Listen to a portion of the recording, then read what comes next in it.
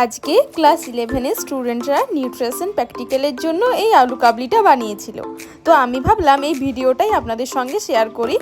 আজকে ওরাই মেনলি এই আলু কাবলিটা বানিয়েছে, আপনারা দেখতেই পেলেন। প্রথমে ও কেটে নিল পেঁয়াজ, এবার কাটছে টমেটো, এবার একটা শসাকে খুব ভালোভাবে ধুয়ে ও ছুলে নিচ্ছে, তারপর টুকরো টুকরো করে ও চপার বোর্ডের সাহায্যে কেটে নিচ্ছে।